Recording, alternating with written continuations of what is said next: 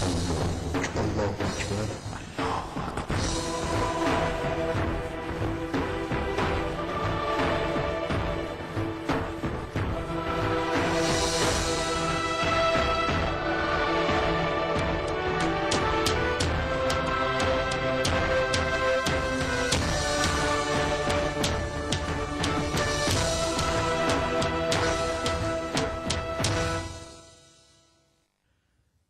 بسم الله الرحمن الرحيم.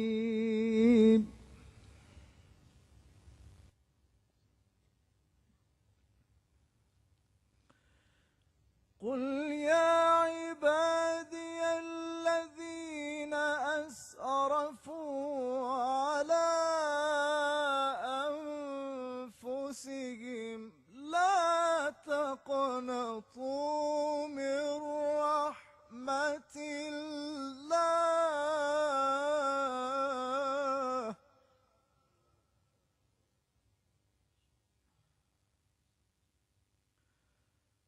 لا تقنطوا من رحمة الله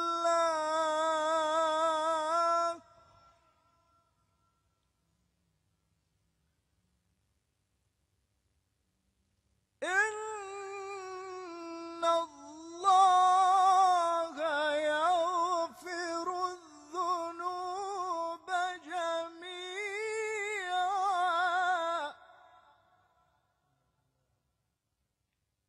إنه هو الغفور الرحيم.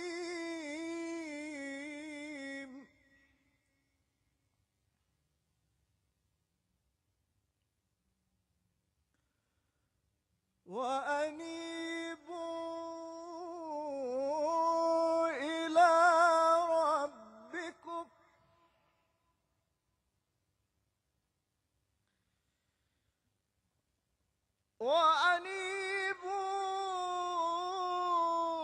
إلى ربكم وأسلموا له من قبل أن يأتيكم العذاب ثم لا تنصرون.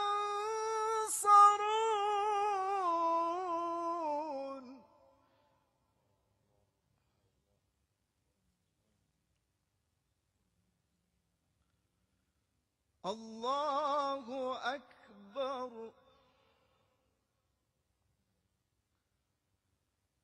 بسم الله الرحمن الرحيم. إنا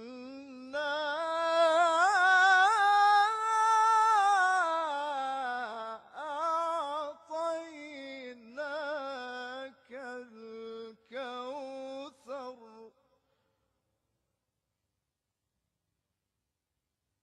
فصل لربك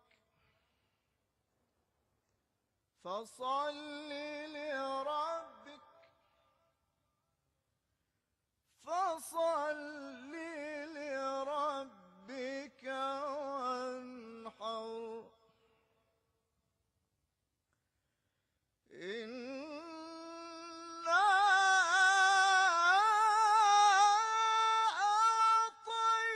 أعطيناك الكوثر فصل لربك وانحر إن شانئك هو الأبتر. صدق الله العلي العظيم.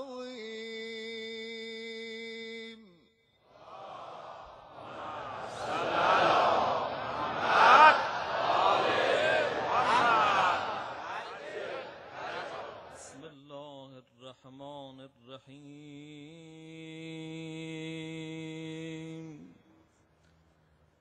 السلام على المهدي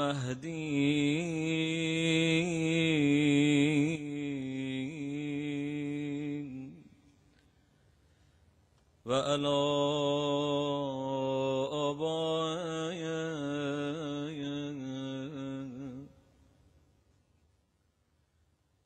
الهی بی پناهان را پناهی،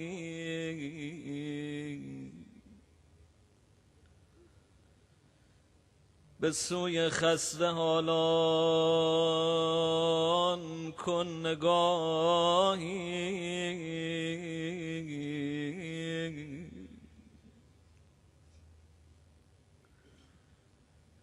مرا شرح پریشانی چه حاجت،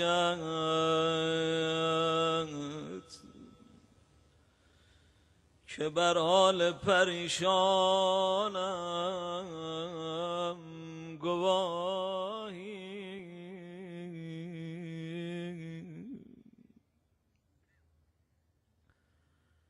نهاده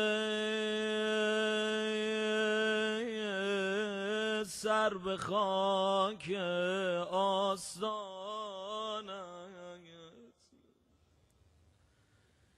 گدایی شرمساری رسیایی.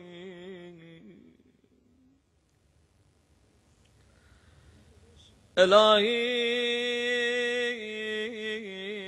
هرچه هستم بنده هستم،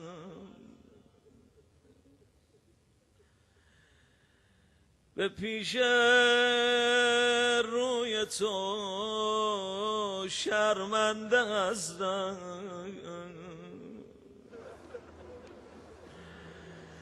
ای خدای من، خدای من، به لوح سینم با اشک دیده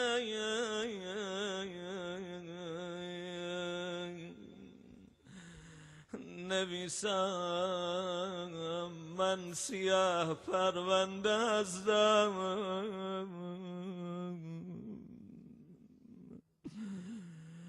خدای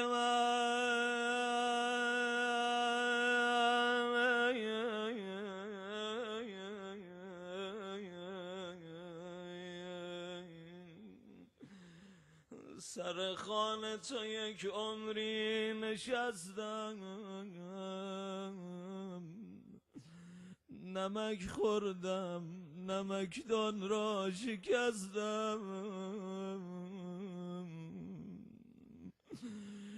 خدایا ممنونم به من این همه نعمت دادی.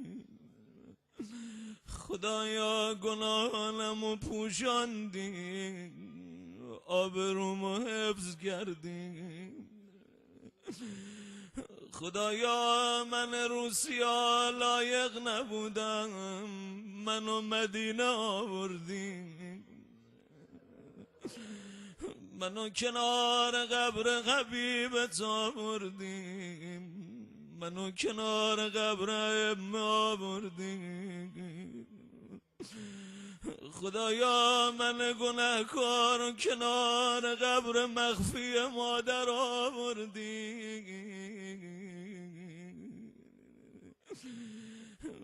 خدایا حالا که منو مهمونم کردی دست خالی ردم نکن، ردم نکن. خدایا وقتی می اومدم مدینه خیلی ها با عشق منو بدرقه می کردن، التماس می کردن، می گفتن مدینه ما رو دعا کن، دعا کن، دعا کن. خدایا دیگه روزای آخره میخوام از مدینه برم، اما چه زود مدینه تموم شد. من تازه با مدینه خو گرفتم، خو گرفتم، خو گرفتم. اما دل کندن از مدینه ناله داره، گریه داره. یه روزی تو همین مدینه امیر المؤمنین تو مسجد بود، یه مرتبه دید حسن و حسین دارن میدون، گریه میکنن، این صدا میزنن بابا بابا بابا بابا بابا زود بیا بابا، مادرمون از دنیا رفت.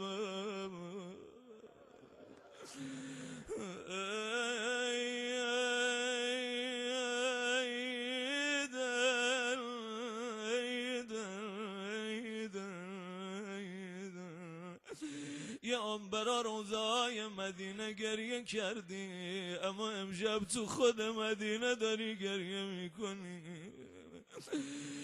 تا این خبر رو مولا شنید، نمیدونم این خبر چه کرد با امیر المؤمنین. بچه های مرتبه دیدن بابا نشست رو زمین. آی آی من که یک بار در از قلعه خیبر کندم، داغ زهرای جوان از نفس انداخت مرا.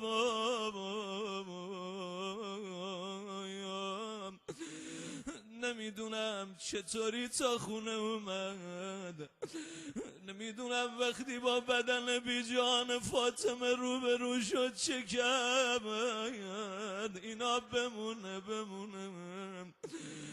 اما گذاشت وقتی شب تاریک شد، بدن فاطمه جو غسل داد، بدن فاطمه جو کفن کرد تو همین مدینه، بدن فاطمه جو غریبان دفن کرد،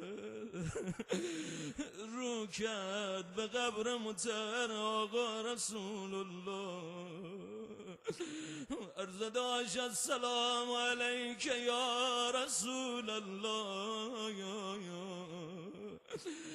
درود من و درود دختر و حبیبت و نور دیدت به شما باد یا رسول الله. امانتی که بهم دادی بهت برگردوندم یا رسول الله. یا رسول الله دیگه غم از علی جدا نمیشه. عباس عموی پیغمبر اومد دست امیر المؤمنین رو گرفت، آقا رو از قبر فاطمه جدا کرد. جمله آخر من شب جمعه، شب جمعه همه کربلایان به یاد شهدا امام، همه گذشتگان علمای گذشتن. بگم یا علی نیمه شبم بود بدن فاطمه تو برداشتی، اما یا علی بدنی کربلا، سه روز رو زمین ما اوریان و بی غسل و کفن.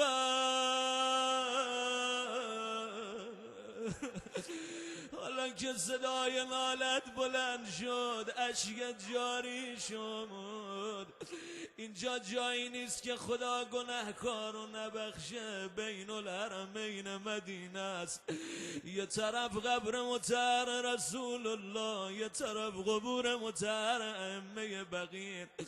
دستتو بیار بالا، هر کجا نشستی خجالت نکش زن و مرد، دستتو بیار بالا، یا صدا بزن الهی الهی.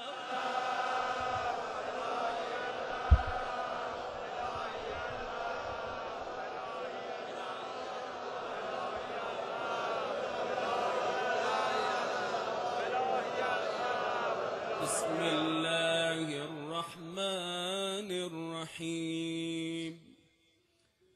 اللهم إني أسألك برحمتك التي وسعت كل شيء، وبقوتك التي قهرت بها كل شيء، وخضع لها كل شيء، وذل لها كل شيء، وبجبروتك التي غلبت بها كل شيء، وبعزتك التي لا يقوم لها شيء، وبعظمتك التي ملأت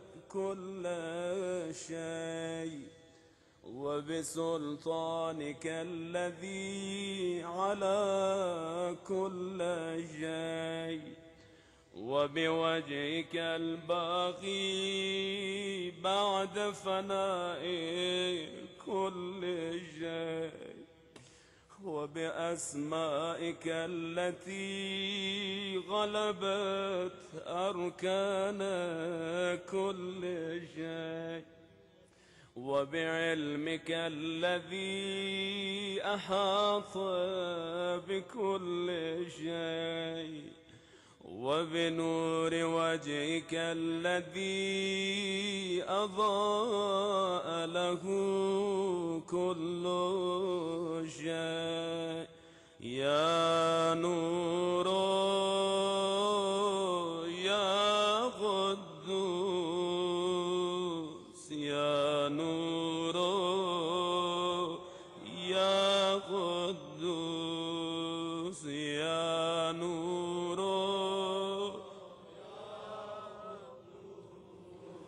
يا نور يا أول الأولين ويا آخر الآخرين. اللهم اغفر لي الذنوب التي تهتك العصا، اللهم اغفر لي الذنوب التي تنزل النقم، اللهم اغفر لي الذنوب التي تغير النعم، اللهم اغفر لي الذنوب التي تحبس الدعاء، اللهم اغفر لي الذنوب التي تغتأ الرجاء، اللهم اغفر لي الذنوب التي تنزل البلاء، اللهم اغفر لي كل ذنب أذنبته وكل خطيئة أخطأتها، اللهم إني أتقرب إليك بذكرك وأستشفع بك إلى نفسي، وأسألك بجودك أن تدنيني من قربك وأن توزعني شكرك وأن تلهمني ذكرك. اللهم إني أسألك سؤال خاضع متذلل خاشع أن تسامحني وترحمني وتجعلني بقسمك راضيا قانعا، وفي جميع الأحوال متواضعا. اللهم وأسألك سؤال من اشتدت فاقته وأنزل بك عند الشدائد حاجة، وعظم فيما عندك رغبة. اللهم عظم سلطانك وعلى مكانك، وخفي مكرك وظهر أمرك، وغلب قهرك وجرت قدرتك، ولا يمكن الفرار من حكومتك. اللهم لا أجد لذنوبي غافرا، ولا لغبائحي ساترا، ولا لشيء من عملي القبيح بالحسن مبدلا غيره. لا إله إلا أنت سبحانك وبحمدك ظلمت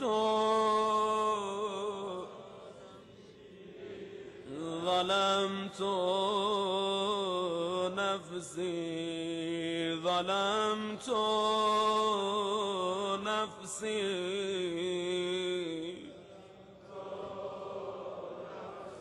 وتجرأت بجهلي وسكنت إلى قديم ذكرك لي ومنك علي. اللهم مولاي كم من قبيح سترت، وكم من فادح من البلاء أقلت، وكم من عثار وقيت، وكم من مكروه دفعت، وكم من ثناء جميل لست أهلا له نشرت. اللهم عظم بلائي وأفرت بي سوء حالي، وقصرت بي أعمالي، وقعدت بي أغلالي، وحبسني عن نفعي بعد آمالي، وخدعتني الدنيا بغرورها، ونفسي بجنايتها، ومطالي يا سيدي.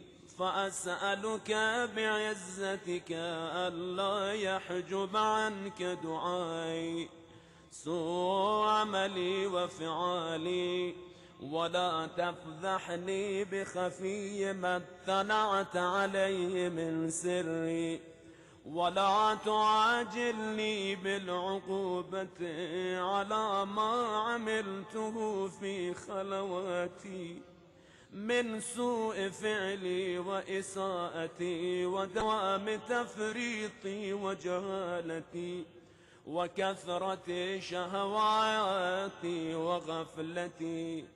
وكن اللهم بعزتك لي في كل الأحوال رؤوفا، وعلي في جميع الأمور عطوفا. إلهي وربي من لي غير أسأله كشف ضري والنذر في أمري. إلهي ومولاي أجريت علي حكما اتبعت فيه هوى نفسي، ولم أحترس فيه من تزيين عدوي، فغرني بما أهوى وأسعده على ذلك القضاء.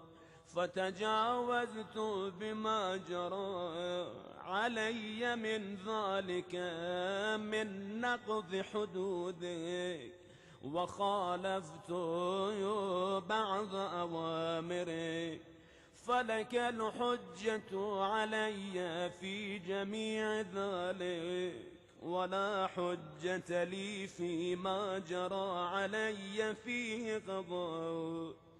وألزمني حكمك وبلاؤك، وقد أتيتك يا إلهي بعد تقصيري وإسرافي على نفسي، معتذرا نادما منكسرا مستقيلا مستغفرا منيبا مقرا مذعنا معترفا، لا أجد مفرا مما كان مني ولا مفزعا أتوجه إليه في أمري غير قبولك عذري وإدخالك إياي في سعة من رحمتك. اللهم فاقبل عذري وارحم شدة ذري وفكني من شد وثاقي. يا رب ارحم ضعف بدني، يا رب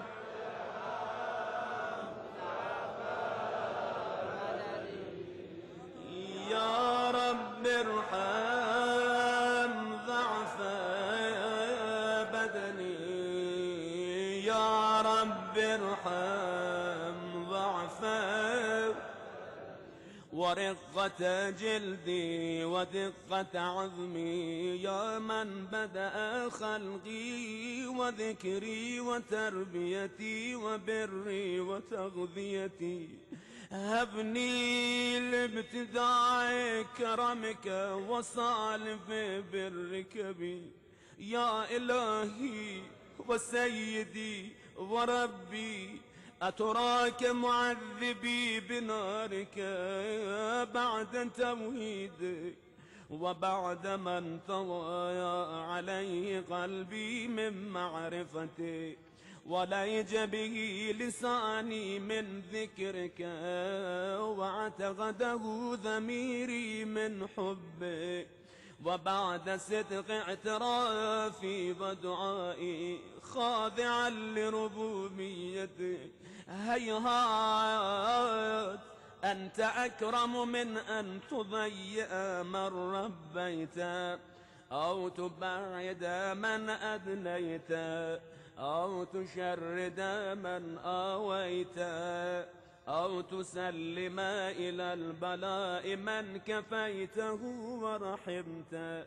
وليت شعري يا سيدي وإلهي ومولاي، أتسلط النار على وجوه خرت لعظمتك ساجدا، وعلى ألسن نطقت بتوحيدك صادقا وبشكرك مادحا، وعلى قلوب اعترفت بإلهيتك مهققا، وعلى ضمائر عوت من العلم بك حتى صارت خاشعة، وعلى جوارح سعت إلى أوطان تعبدك طائعة، وأشارت باستغفارك مذعنا. ما هكذا الظن بك ولا أخبرنا بفضلك عن يا كريم يا رب يا كريم يا رب يا كريم يا كريم يا رب يا كريم يا رب يا كريم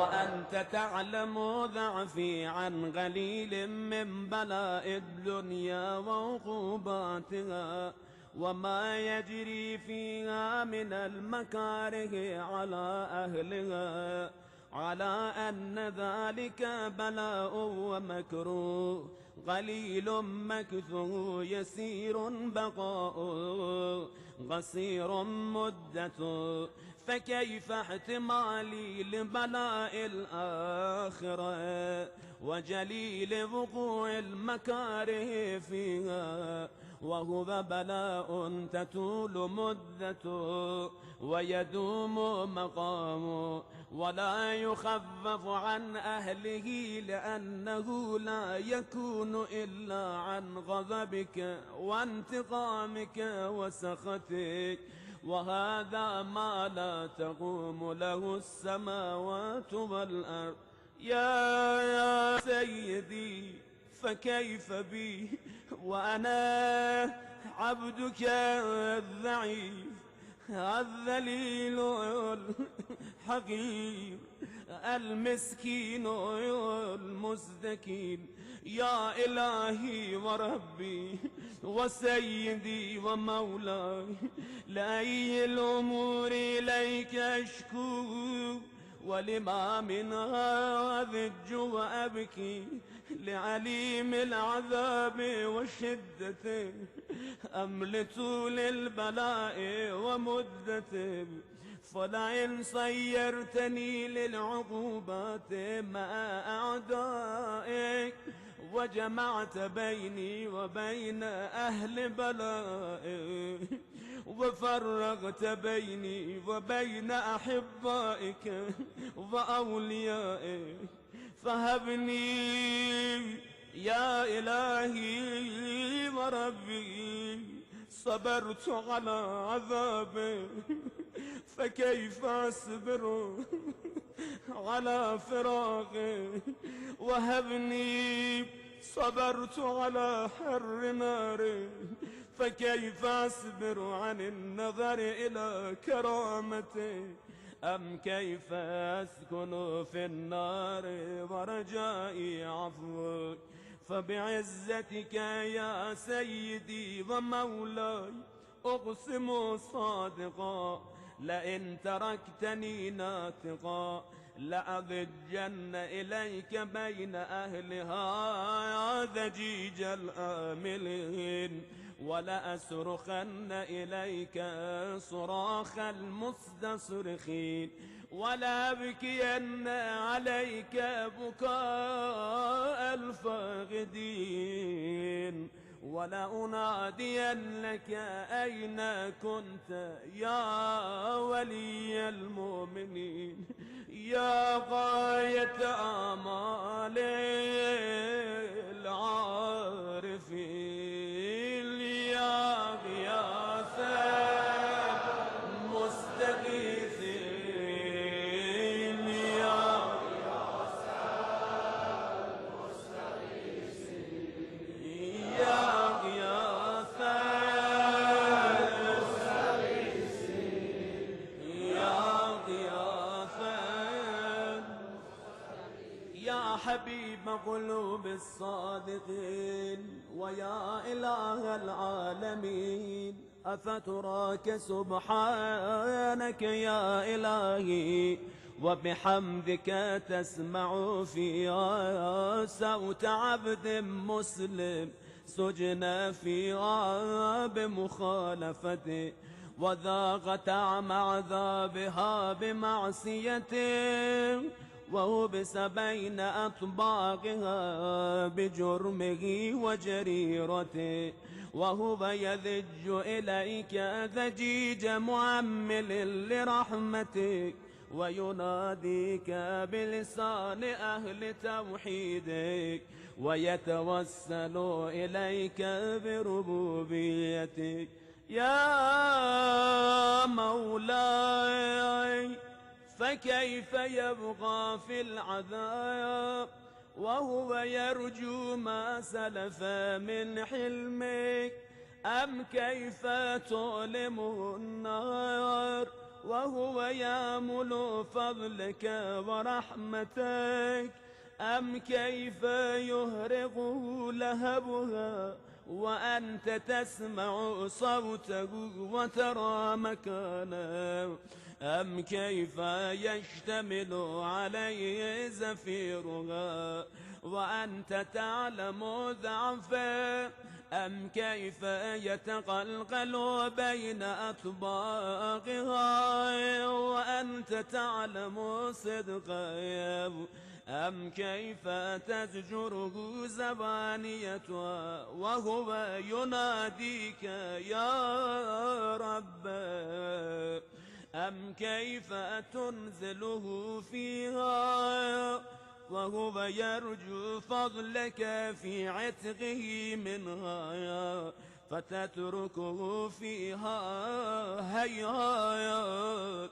ما ذلك الظن بك ولا المعروف من فضلك ولا مشبه لما عملت به الموحدين من برك وإحسانك، فباليقين أقطع لولا ما حكمت به من تعذيب جاحدي وقضيت به من إخلاد معاندي، لجعلت النار كلها بردا وسلاما، وما كانت لأحد فيها مقرا ولا مقاما، لكن لك تقدست أسماؤك، أقسمت أن تملأها من الكافرين من الجنة والناس أجمعين، وأن تخلد فيها المعاندين، وأنت جل ثناؤك قلت مبتدئا وتتولت بالإنعام متكرما، أفمن كان مؤمنا كمن كان فاسقا لا يستوون. إلهي وسيدي فأسألك بالقدرة التي قدرتها وبالقضية التي هتمتها وأكمتها وغلبت من علي أجريتها، أن تهب لي في هذه الليلة وفي هذه الساعة كل جرم أجرمته وكل ذنب أذنبته وكل قبيح أسررته وكل جهل عملته، كتمته أو أعلنته، أخفيته أو أظهرته، وكل سيئة أمرت بإثباتها الكرام الكاتبين الذين وكلتهم بحفظ ما يكون مني، وجعلتهم شهودا علي مع جواري، وكنت أنت الرقيب علي من ورائهم والشاهد لما خفي عنهم، وبرحمتك أخفيت وبفضلك سترت، وأن توفر حظي من كل خير أنزلت أو إحسان فضلت أو بر نشرت أو رزق بسطت أو ذنب تغفر أو خطأ تستر، يا ربي يا ربي يا رب يا ربي يا إلهي وسيدي ومولاي ومالك رقي، يا من بيده ناصيتي يا عليما بذري ومسكنتي، يا خبيرا بفقري وفاغتي. يا ربي يا ربي يا رب،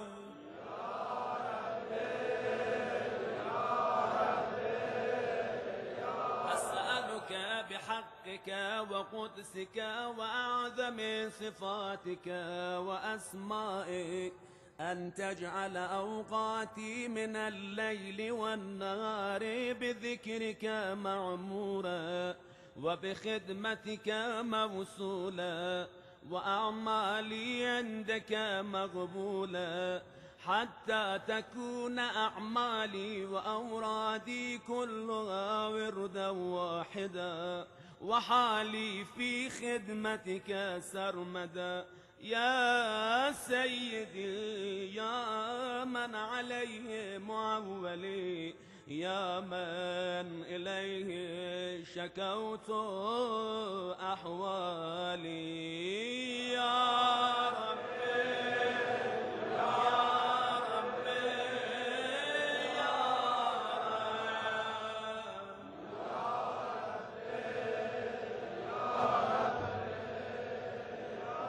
رب، على خدمتك جواره، واشدد على العزيمة جوانه، وابلي الجد في خشيتك والدوام في الاتصال بخدمتك، حتى أسرح إليك في ميادين السابقين، وأسرع إليك في البارزين، وأشتاق إلى غربك في المشتاقين، وأذنب منك دنو المخلصين، وأخافك مخافة الموقنين، وأجتمع في جوارك مع المؤمنين.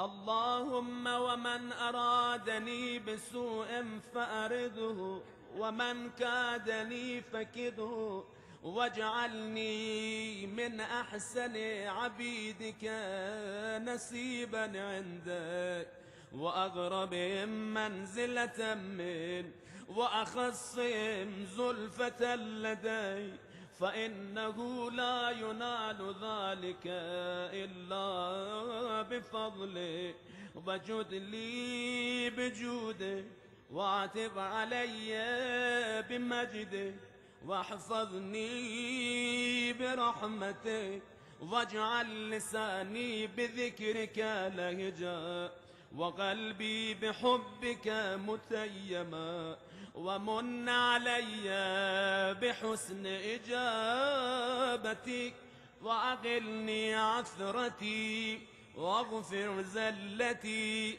فإنك قضيت على عبادك بعبادتك، وأمرتهم بدعائك، وضمنت لهم الإجابة. فإليك يا رب نصبت وجهي،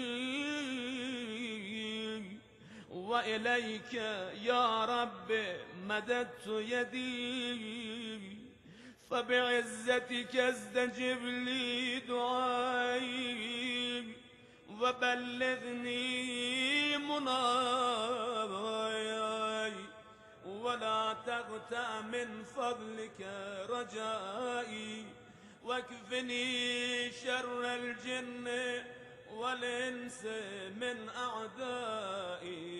يا سريع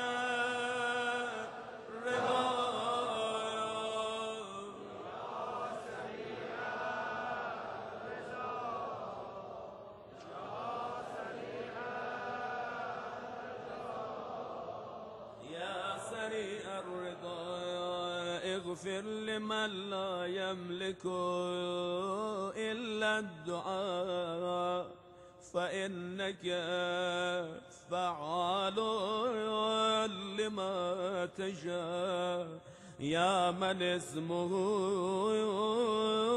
دواء وذكره شفاء، يا من اسمه دواء وذكره وطاعته غنى ارهم من راس ماله الرجاء وسلاهه البكاء يا سابغ النعم يا دافع النغم يا نور المستوحشين في الظلم يا عالما لا يعلم صل على محمد وآل محمد وافعل بما أنت أهله وصلى الله على رسوله والأئمة الميامين من آله وسلم تسليما كثيرا.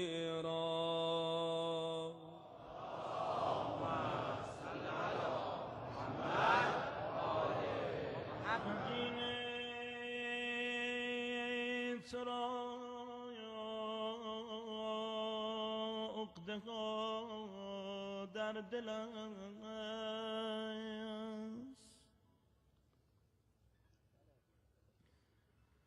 اگرچه خدا حافظی مشکل است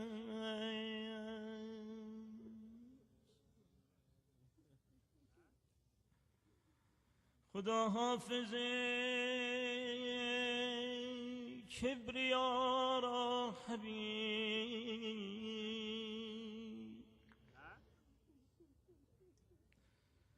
خدا حافظی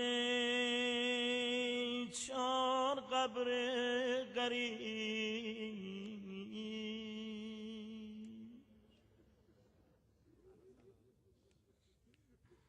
مدینه بمان در غم دائم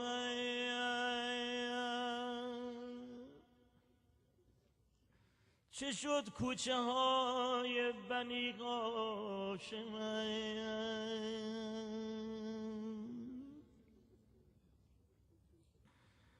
خدا حافظی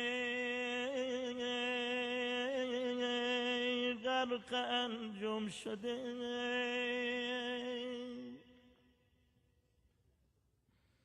خدا حافظی تربت گم شده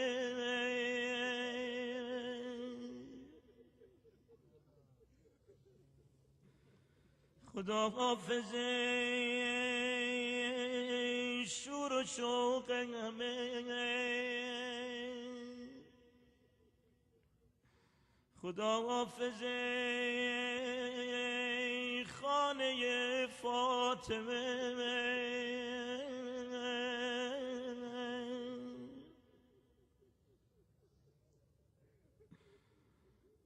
خدا حافظی بهترین سرزمین خدا حافظی قبر ام البنین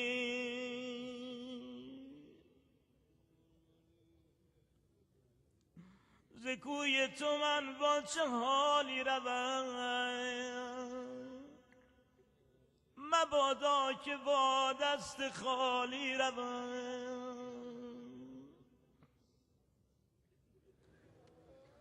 اگر خواهی از خود جدایم کنی کرم کن که عبد خدایم کنی خدا حافظی کبریا را حبیب خدا حافظی چار قبر غریب چاره نیست باید مدینه رو ترک کنیم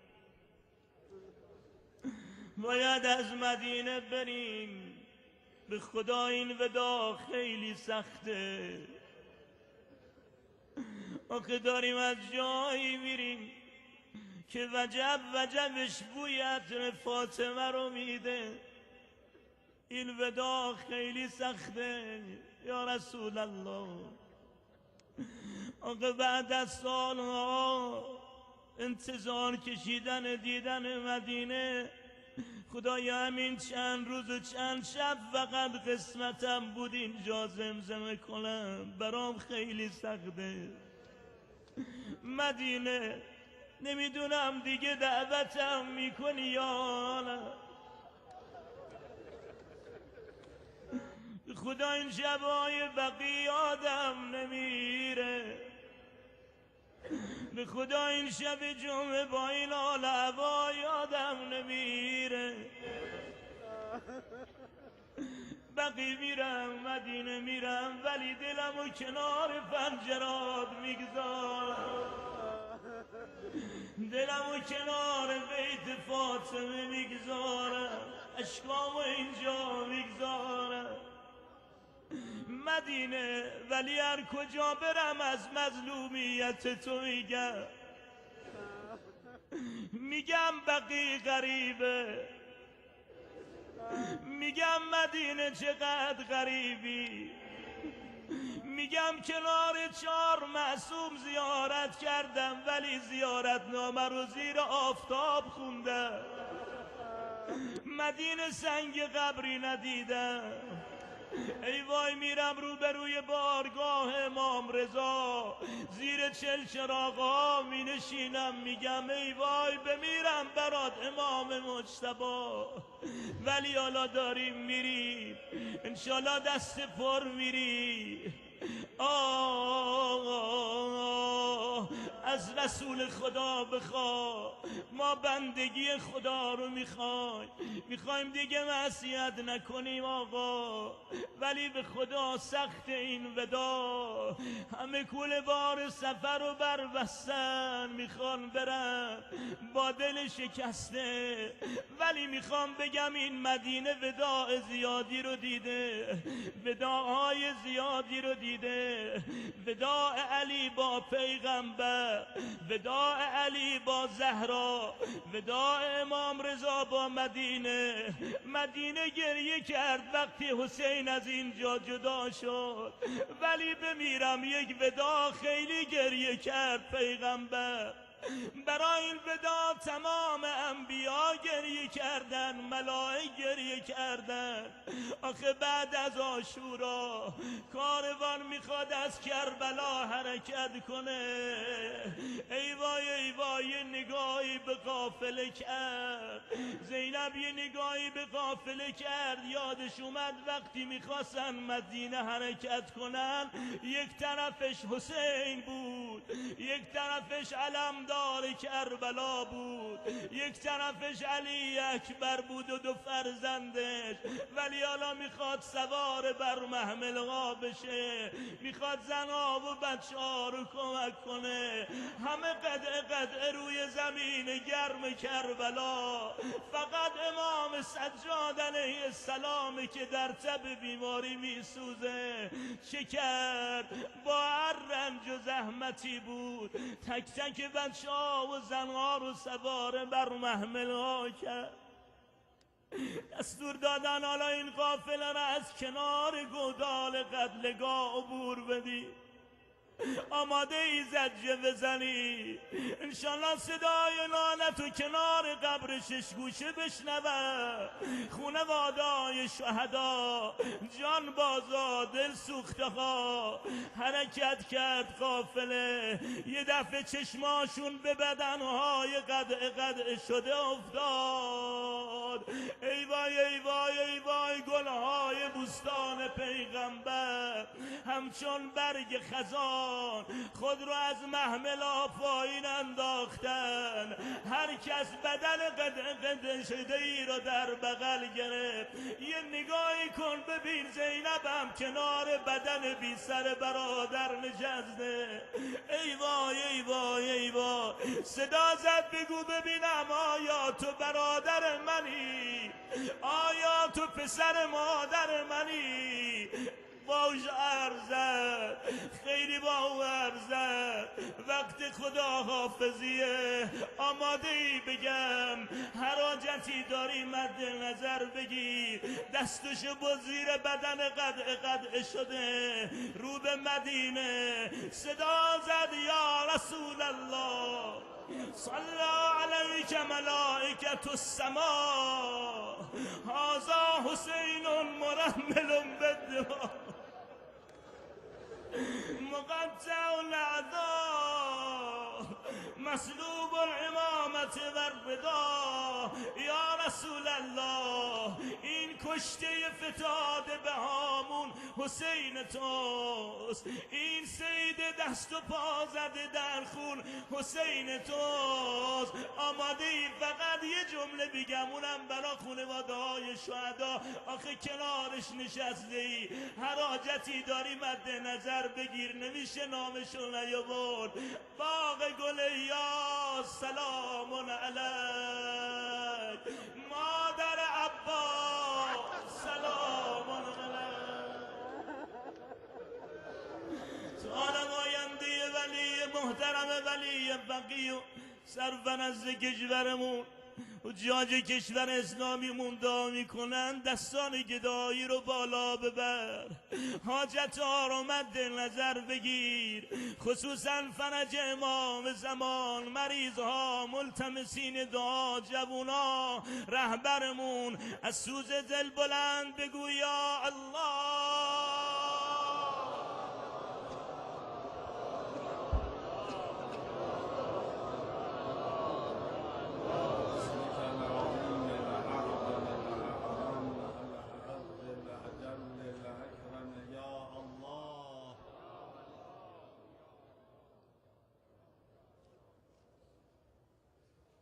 یا ارحم الراحمین یا ارحم الراحمین یا ارحم الراحمین یا ارحم الراحمین یا ارحم الراحمین اللهم انصر الاسلام والمسلمین واخذل الكفار والمنافقین وانصر من نصر الدین وانصر اخواننا المسلمين المظلومين لا سيما اخواننا في فلسطين اللهم دمر اعداء الدين ولا سيما الصهاينة اللهم عجل لوليك الفرج اللهم صفف اللهم وحد صفوف المسلمین پروردگارا لباس فرج بر قامت رسای امام زمان بپوشان ما را از بهترین یاوران و اعوان و انصار و منتظران آن حضرت قرار بده قلب مقدسش را از همه ما خشنود بگردان پروردگارا بر علو درجات امام راحل بیفزا بهترین برکات و عنایاتت را به روحش واصل بفرما پروردگارا مقام معظم رهبری را مورد عنایت خاصه خود بگردان پروردگارا نظام مقدس اسلامی را تا ظهور حضرت ولی اصل مستدام بدار پروردگارا این نظام عزیز را از شر همه فتنه ها مصون و محفوظ بفرما سایه پربرکت مقام معظم رهبری تا ظهور حضرت مهدی بر سر امت اسلامی مستدام بفرما ملت رشید ایران را بر بصیرتشان بیفزا پروردگارا دلهای ما را مالامال از انوار محبت و معرفت خودت و اولیاءت بگردان علماء ربانی به ویژه مراجع تقلید تأیید بفرما جوانان ما را از شر آسیب‌های اعتقادی و اخلاقی و فرهنگی مصون و محفوظ بدار شهدای انقلاب جانبازان عزیز آزادگان سرفراز مورد عنایت و لطف خاص خودت قرار بده خداوندا حج مقبول نصیب همه زائران خودت بفرما پروردگارا حاجت حاجتمندان حاضرین ملتمسین برآورده به خیر بفرما. مریضان اسلام لباس عافیت بپوشان. پروردگارا لطف و عنایتت را شامل همه ملت ایران بگردان. اموات ببخش و بیامرز. پروردگارا ما را مشمول دعاهای زاکیه ولی عصر قرار بده. ما را دست خالی از این سرزمین خارج مگردان. توفیق مجدد برای زیارت خانه خودت و حرم نبوی به همه ما عنایت بفرما و عجل فی فرج مولانا صاحب الزمان.